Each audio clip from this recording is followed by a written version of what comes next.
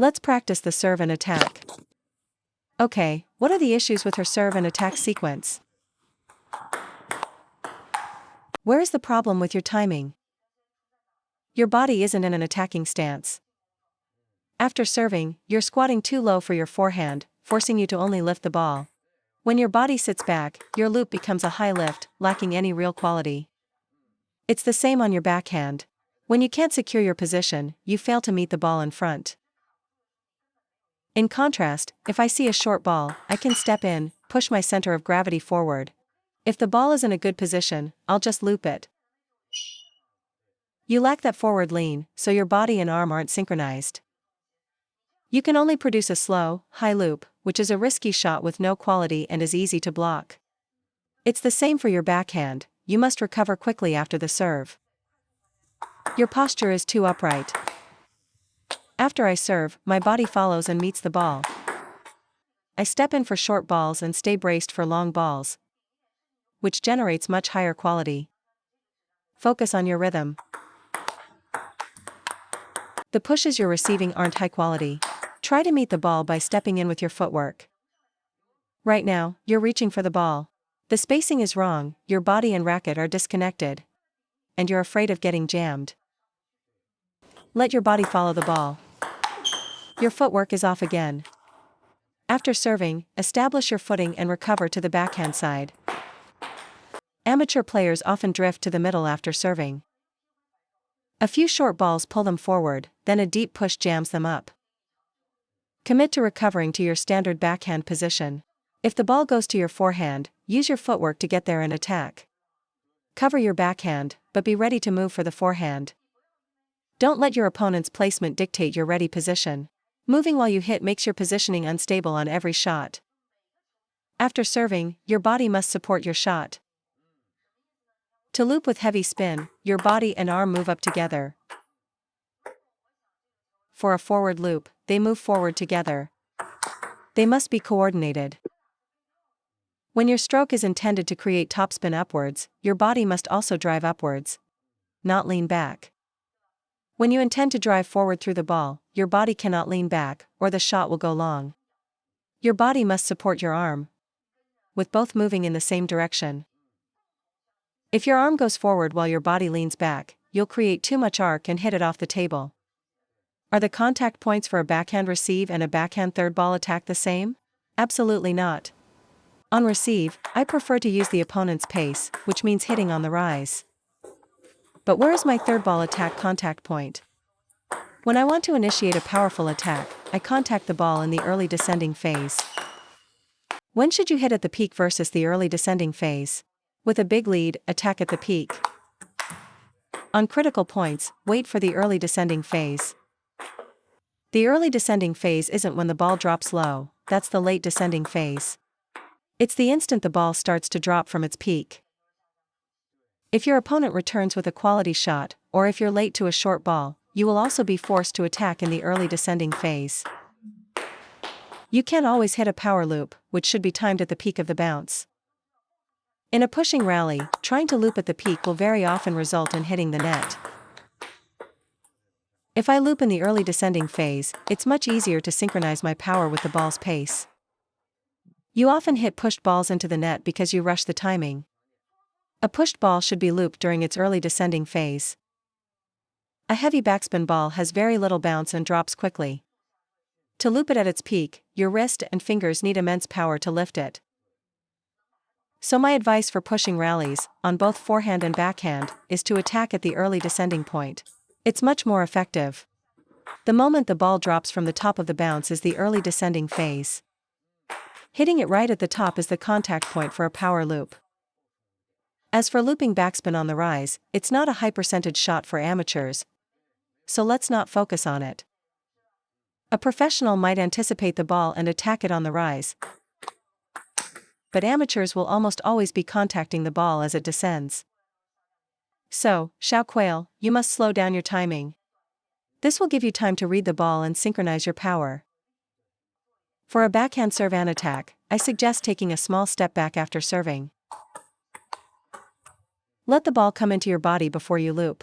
This timing is stable and powerful. Wait a little longer. Draw the ball into your hitting zone. Still too early. You feel awkward because you're squatting down. When the ball comes deep, you get jammed. You need to create space by adjusting to your left and letting the ball come in. For a backhand loop, your weight should load onto your left leg first. Let the ball get a little closer to your body before you execute the stroke. You're either reaching or getting jammed because you're rushing the shot. Let the ball come to you, bring your racket back into your body, and you'll find a proper stroke path. My backswing comes in, and my follow-through goes out. Her problem is she sits back and sticks her hips out, bringing her body and arm too close to the ball. You'll never generate power that way.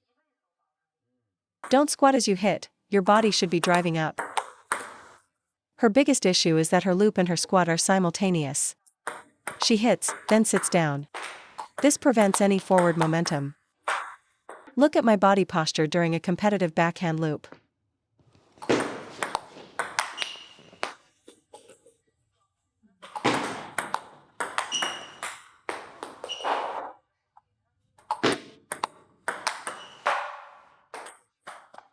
Your body and stroke are completely disconnected after you serve. She's sitting back, which only allows for upward, not forward, power. My backhand loop feels like I'm bracing down and then exploding forward. You must get low first. If the ball is short, my body moves forward with it. I rarely hit a static backhand loop.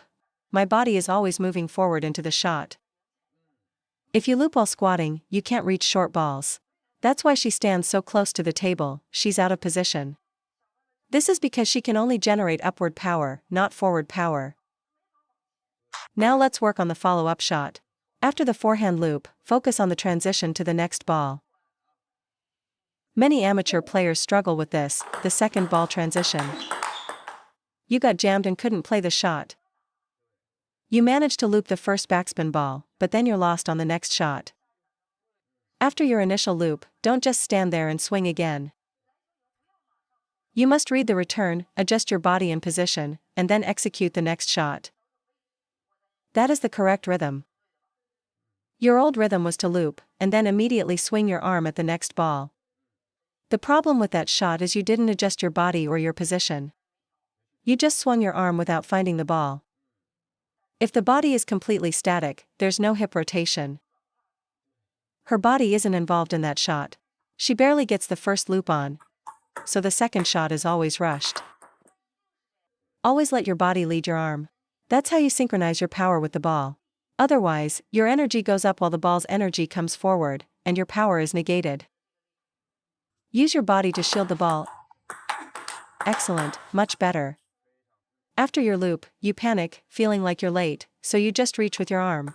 You're psyching yourself out. If you can maintain a 1-2 rhythm, you'll be much more consistent. Regardless of where the ball goes, your body needs to keep that 1-2 tempo. If you don't move your body, you can only handle fast balls that come right to you. The moment your opponent plays a slow ball, you'll miss because you rushed the timing. You aren't afraid of fast balls, you're afraid of soft, slow balls. The same principle applies to the backhand. Without body movement, you can block fast balls but will struggle against slow balls. Every shot needs to have that consistent tempo. Contacting the ball with that rhythm feels much more solid. After your loop, you must find your position for the next shot. If the ball is played to the middle, you can't be static. Stay focused, create space, and use your body. Only on a very fast exchange can you block without body rotation.